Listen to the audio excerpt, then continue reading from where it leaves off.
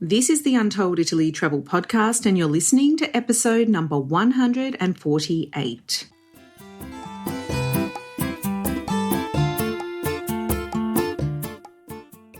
Ciao a tutti and benvenuti to Untold Italy, the travel podcast where you go to the towns and villages, mountains and lakes, hills and coastlines of Bella Italia. Each week, your host, Katie Clark, takes you on a journey in search of magical landscapes, history, culture, wine, gelato, and of course, a whole lot of pasta. If you're dreaming of Italy and planning future adventures there, you've come to the right place.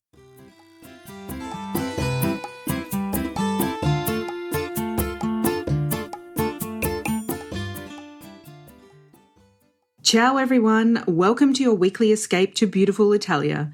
Today we're heading north to my favourite city, which is Venice, and it's been a while since we chatted about the Lagoon city, so I invited my friend Valeria Necchio back onto the show to tell you about some of the delicious dishes you can eat while you're there. You're going to learn how the history of Venice and its cosmopolitan past shaped the city's cuisine, and some wonderful places to eat and discover traditional and modern Venetian dishes.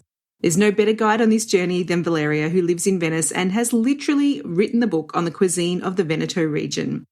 She's passionately involved in her city's food and wine culture, so without further ado, let's get started. Bentornata, Valeria. Welcome back to the Untold Italy podcast. Thank you, Kate. It's great to be back. Oh, it is so great to have you. How are things in beautiful Venice these days? Actually, really lovely right now. We're having some warm temperatures still, so it's a lovely, lovely fall season. So you can still enjoy walking around and going to the Lido. So it's perfect. It's really nice. Oh, I miss it so much, and I'll definitely be headed there on my next trip. It's been way too long since I wandered along the canals, and I miss Venice so much. Now, Valeria, we chatted earlier this year about the islands of Venice and the unique characteristics, but today I wanted to delve into the food culture there, which I know you are deeply passionate about. Before we get started, though, can you remind our listeners about your background and your cookbook and what draws you to Venice? Of course, yeah. So I studied food because it's always been an interest of mine. So I grew up in the countryside, about half an hour from Venice. That's where my family still is. So that's my background in terms of culture and also food. Then I went on to study food culture and then have been working in the food industry for pretty much my entire career in London and then back in Italy. And all the while I've been writing and photographing because that's truly where my passion is, like recounting stories about people, food, artisans, landscapes, cultures. And a lot of this writing and this research went into my first book, which came out in English in 2017. So it's been a while, but still being appreciated. The book is called Veneto. And it includes 100 recipes with stories from past and present, so family background and new recipes and stories that I have collected along the way. And recently, about 2 years ago, I moved from London to Venice because I wanted to rediscover a bit of my heritage. And I've been living and working here since, still in food, still with food, and exploring the city and the lagoon as I go. And it's been amazing. It's been truly, truly fantastic to be back. Oh, you're so lucky. I'm so jealous. Venice is like, there is no other place in the world like Venice, is there? And I think people, I was saying to Valeria before, people get upset when people say it's a tourist trap. I mean, there are definitely touristy places and areas, but they tend to all sort of congregate in the same place, and you just need to go a little bit further to discover what is truly magical about that city, because there's no other city that's built on water like Venice, is there? It's just completely unique.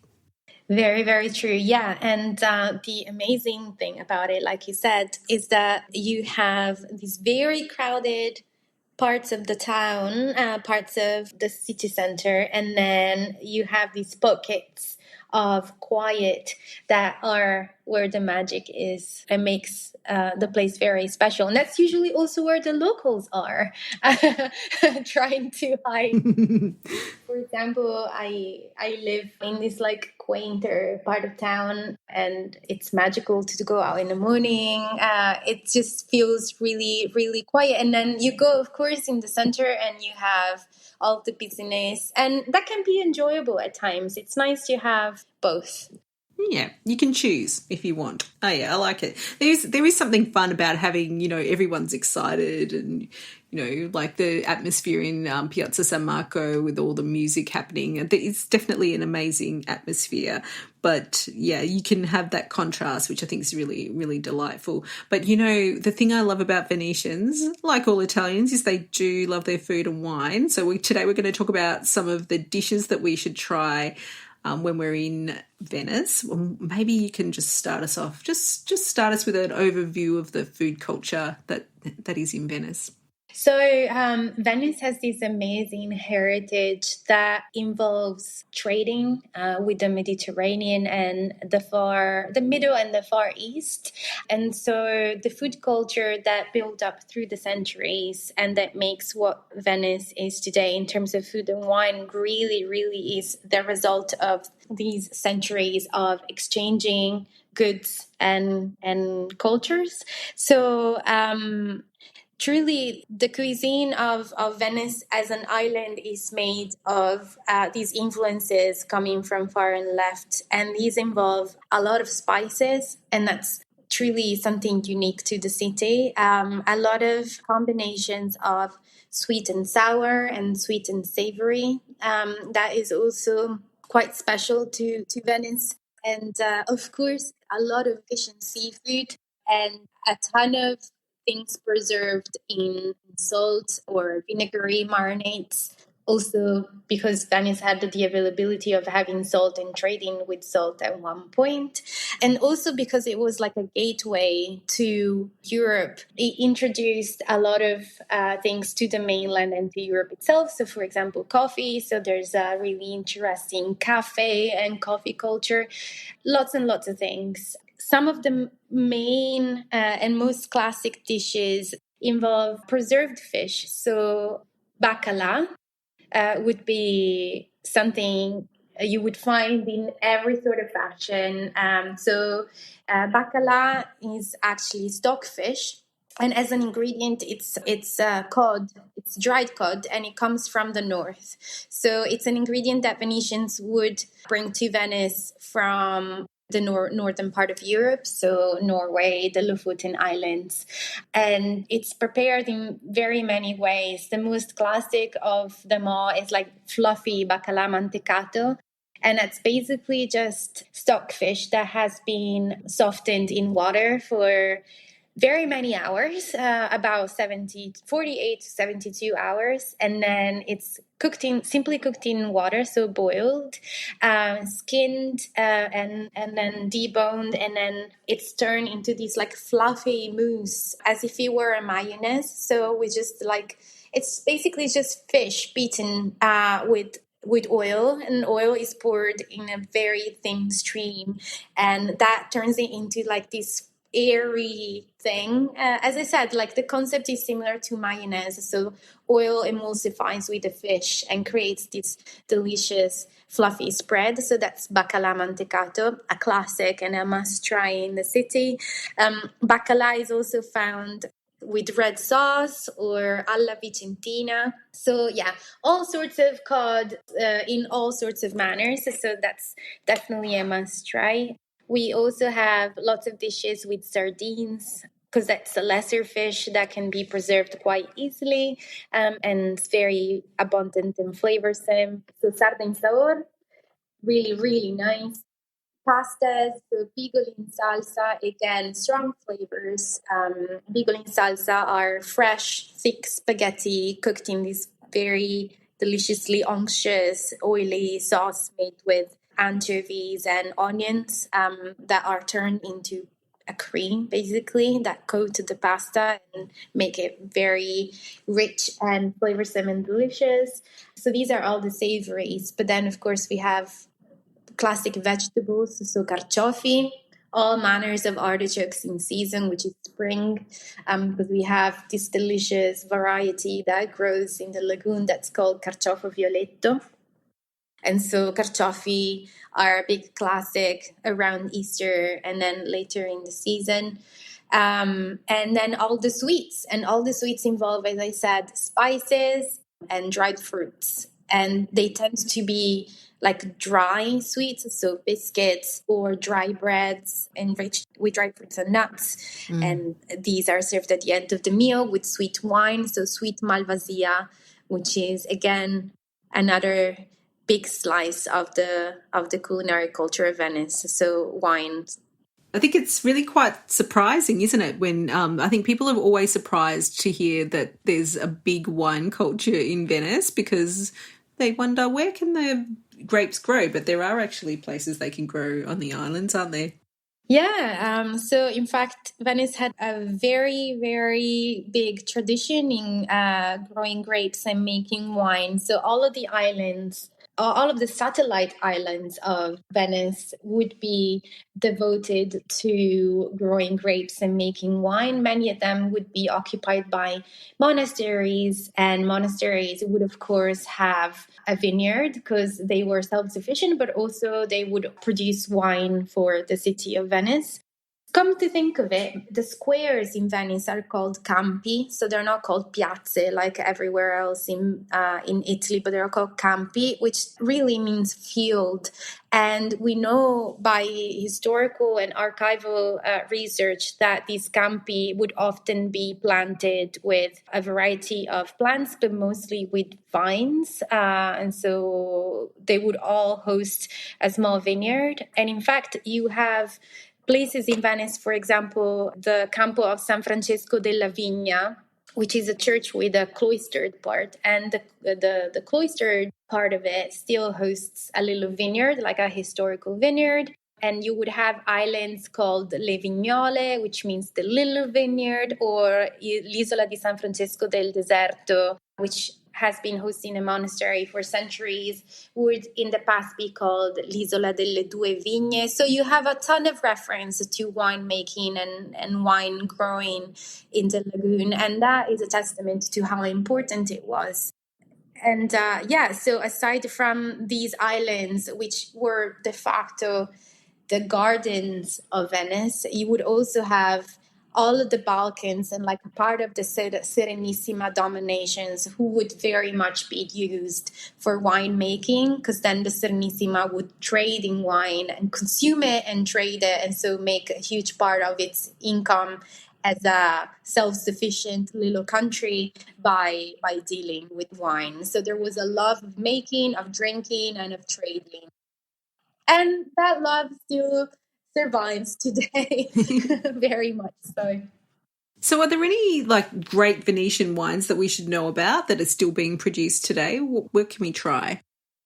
So there are a couple of places that make wine in the lagoon now. The challenge of doing it comes from, of course, the fact that you have to deal with high tides, and that can be quite unpredictable. But you have a couple that are continuing with this tradition. One of them is called Venissa. It's on the island of Mazzorbo, and there's like a tiny vineyard, less than an hectare, of this native grape variety called Dorona. So that's a really nice place to do a vineyard tour, to hear about winemaking traditions in the lagoon and taste the wine. On Sant'Erasmo Island, there is another place making really interesting wine from international grape varieties, and that's called Orto di Venezia. They produce a wine that's also called l'Orto di Venezia. And that's also really interesting just to taste how these international grape varieties like Chardonnay and Sauvignon behave in the lagoon, because they give way to a wine and that's quite different from any other blend of these grapes you would taste, because the lagoon gives like very like the salty soil gives very unique aromas to the wine. And then there is another project that's not a commercial project, but more like a research and a nonprofit that's set on the island of San Michele. That's the island that also hosts the city cemetery. So that's quite special. The monumental cemetery is beautiful, and next to it there is this project called Laguna nel bicchiere, and they have all sorts of great varieties that are historical to Venice, so Malvasia, Dorona, and others, and they do experiments, and also you can go and visit and hear more about winemaking traditions. You can taste the wine. You can also participate in the harvest if you book early enough. So there's quite a few wine related experiences that can be done in Venice, and lots of wine to taste. Absolutely. And I think one of the things about Venice is that there is like a different way of tasting wine, isn't there? Like, so, I mean, obviously in Italy, wine goes with food everywhere, but I love the tradition of cichetti in Venice and, you know, jumping from bacari to bacari and just trying all these little different snacks that you make there. It's really exciting. How can you tell us a bit more about cichetti, because it is really different to the rest of Italy in that sort of snack culture?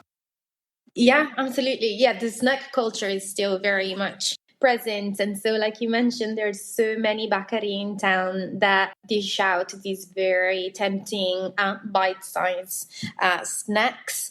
So cichetti traditionally would be small portions of whatever. They could be small portions of meatballs or little squids or hard-boiled eggs. But again, like they would be more like, I make the parallel with Spain, more like pinchos than tapas in a way. So like small portions of things. And then you also have the crostino. So a slice of bread becomes the vessel for all sorts of things, from salumi to cheeses to now that you have some really interesting bacari and wine bars getting very creative with their combinations. So yeah, it's a really fun activity and a really great way to sample various things and like try various bars, and at the same time getting involved in this very convivial atmosphere that's very unique to Venice, and that involves this like bar hopping and this sampling and snacking around.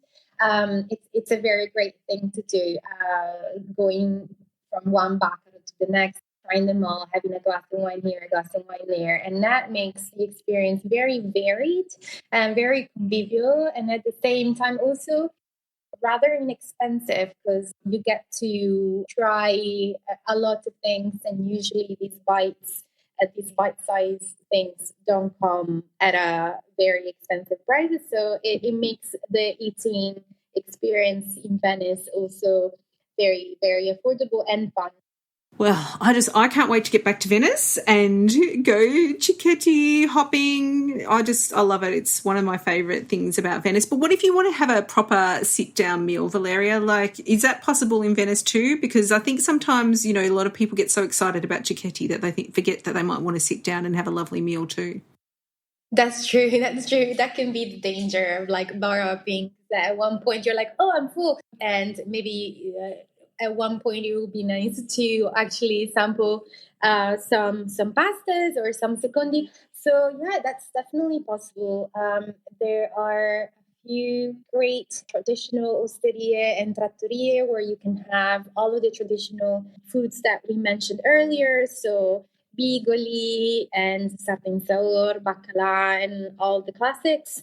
And then there are also some great places that are being a bit more experimental and contemporary, where you can, I don't know, have an experience of a more modern style of cooking in Venice. So lots of places are taking tradition a little further. They are using local ingredients and creating something truly unique. So you can have both depending on what you're interested in, and you can find really, really excellent places doing either styles of cuisine.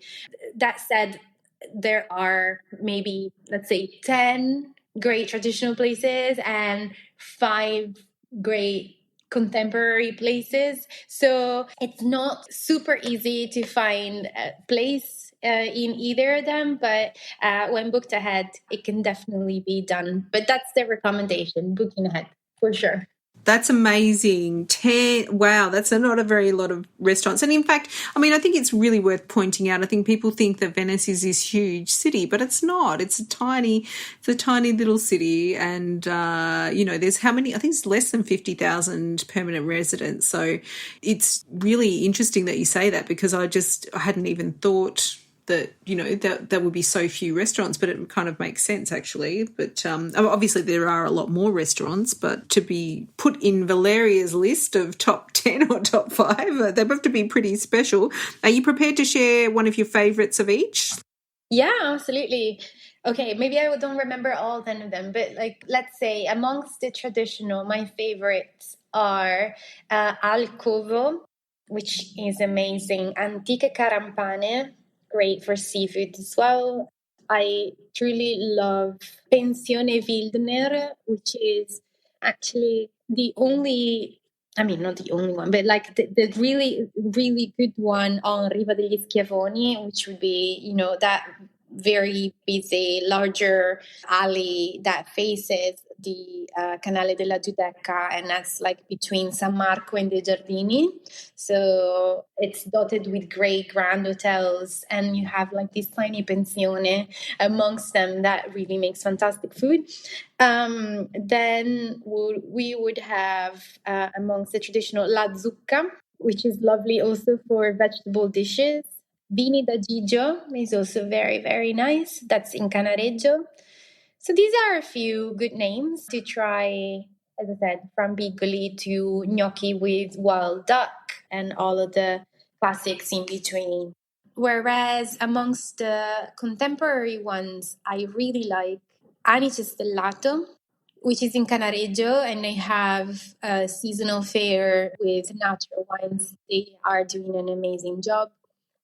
And I also really like what Stapo is doing. Stapo is a natural wine bar with small plates, and they're doing an amazing job with their food. So a few of each, hopefully. Good ones to try. Oh, that's very generous of you. I think, as Valeria said, really think about booking well in advance. It's really hard to underestimate how busy all of the major cities in Italy have been this year. And so I would be making your bookings 2 months out if possible, because I know, my favourite restaurant in Rome, I've nearly been in tears because I missed out. I've managed to sneak in every time, but I've really had to be flexible with my bookings. So if you really want to try some of these amazing restaurants, then make sure you're really organised and get onto it very quickly, because otherwise you might be having to go cichetti hopping, which is not such a bad thing, really. I don't think. It's very true. That's always the greatest alternative. Exactly. If that's your alternative, it's a wonderful thing, really. Okay, so you mentioned briefly about the sweets, and I think everyone does love to try the different sweets in Italy. But what are some of the ones that Venice is particularly famous for? So definitely all of the biscuits. Dry biscuits in general is Venice's specialty. You would have the buranelli, which are these biscuits, vanilla-scented biscuits, really buttery, and they are shaped either in a circle or in an S. And these are just delightful at the end of a meal with some sweet wine. Not unlike Tuscany in the sense where you get the biscuits and your sweet wine. That's very similar. Of course, I mean, tiramisu being a Venetian classic, hailing from this part of the country. So for tiramisu lovers, you would have a lot of options to try. And then there's the focaccia veneziana, which is a personal favorite because I really like leavened sweetbreads. And focaccia veneziana is not unlike panettone without all of the raisins and candied fruits inside, but it's that fluffy and very buttery, and then you have your sugar glaze and your almonds on top, and that's something that you now find all year round, but traditionally it would be made for the holidays, so Christmas and Easter. And there are a few institutions still producing it and being really famous for making the best focaccia veneziana in town. One of them would be this bakery called Dal Nonno Colussi. For holiday season, Venetians would book their focacce veneziane 2 weeks ahead of time so that they can go and pick it up because the demand is through the roof. And it's a very small enterprise. So it's a family run bakery. And the best part of the experience is that you walk in there and you see like this like ceiling of focacce being hung upside down, truly, like on like long batons hanging from the ceiling so that they get to cool down. They pick them up from up there and then they wrap it in paper and they hand it to you, and it still like sort of cooling down, and it's like the most delicious thing. So yeah, biscuits, focacce veneziane, and then in season, so during Carnival, you would have all manners of frittole, which are like the custard-filled donuts or the zabaioni. So I feel like these three things would be like the trifecta of Venetian sweets for sure. This focaccia, I think I need to have that in my life. I had life-changing focaccia in Bari, but that's obviously very different to this one, but it just sounds delicious. And the way you described it, amazing. Do you have a photo of that, Valeria? Because I know that you take beautiful photos. I can imagine you got a really good one of that. Yeah, absolutely. Yeah, I'll share a photo. Oh, that'd be amazing.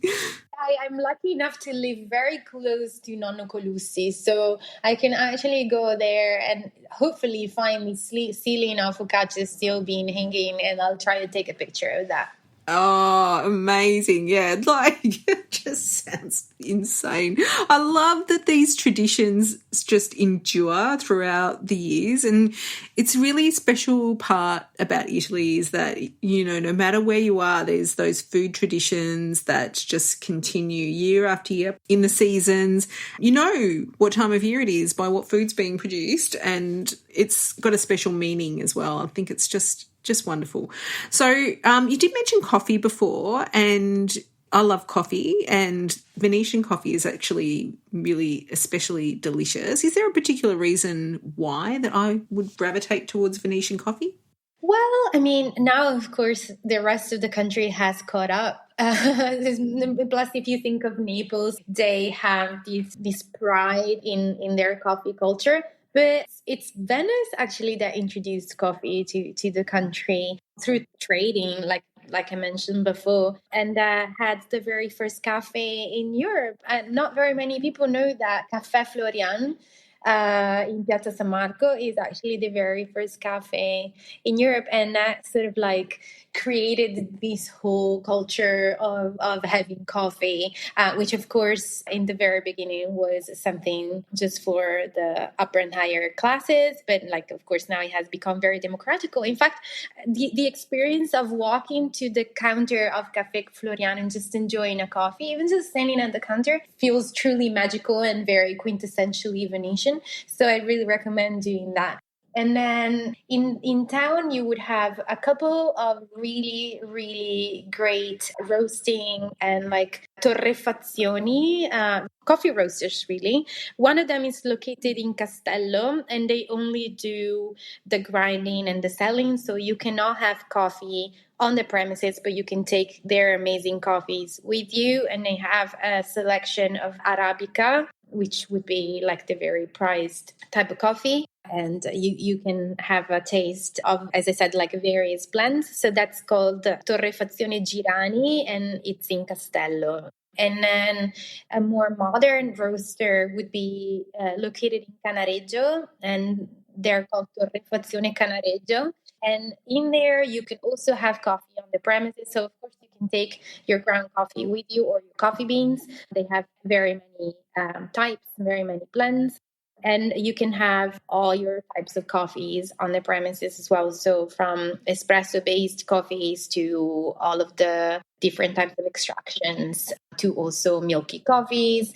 They happen to have really nice pastries to go with the coffee as well. So for a good taste of Venetian coffee culture, I would recommend going to Torrefazione Canareggio because it's really nice.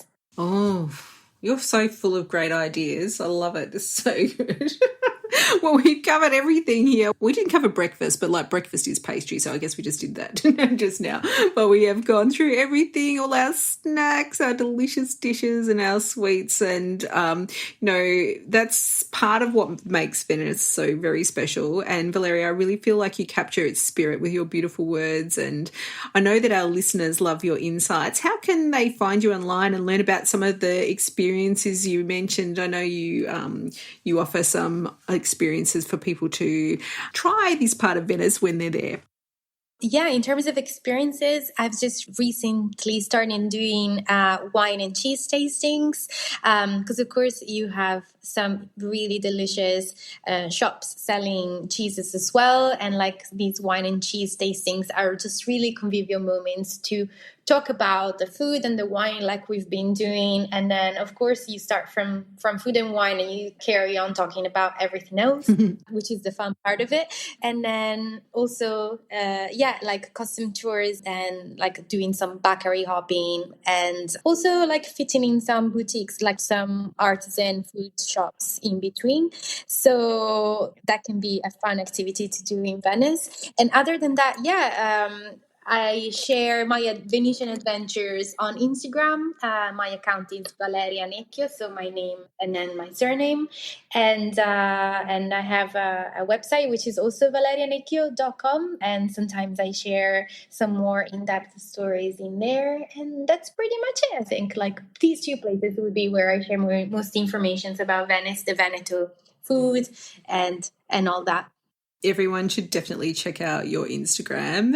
It's just a dreamy peek into the life of the Lagoon City. And you know what you're going to get with Valeria's Instagram is it's not the highlights. It's not the usual stuff that you would see about Venice. It's definitely from a local's perspective, like just little nooks and just corners of the city that are just so beautiful and it's modern as well. That's the thing about Venice. We have all these traditions, but there's also a modern side to it where, Valeria was talking about some of the innovations people are doing around wine and food. And I think that's, really exciting that they draw on those traditions and they bring it into the future so we can, have a different perspective on life in the Lagoon City. Oh, Valeria, thank you so much. Love chatting with you. Thank you. And everyone should stay tuned because Valeria and I might have an announcement soon, but you'll just have to wait and see. But anyway, thanks for that, Valeria. We really enjoyed having you on the show and you're welcome anytime. Thanks. It's been great chatting with you. I find Venetian cuisine extremely interesting and exciting, and I can't wait to go back and try some of the dishes Valeria mentioned with her as my guide. There's nothing better than connecting with a true local expert to experience not only the taste of the city, but also its stories and origins. We've put all Valeria's details into the show notes at untolditaly.com/148 for episode 148, as well as the names of the dishes and restaurants she mentioned. Make sure to look her up on Instagram for a beautiful peek inside her life in the definitely non-touristy parts of Venice. Grazie mille. Thank you for your ongoing support of Untold Italy. I hope you enjoyed today's show. If you did, we would love it if you shared it with your Italy-loving friends and family. And grazie to those of you who have already done this.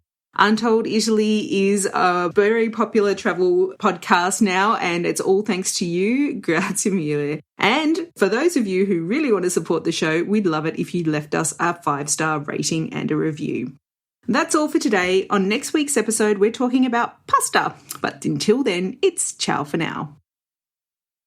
The Untold Italy podcast is an independent production. Podcast editing, audio production and website development by Mark Hatter, production assistance and content writing by the other Katie Clark. Yes, there are 2 of us. For more information about Untold Italy, please visit untolditaly.com.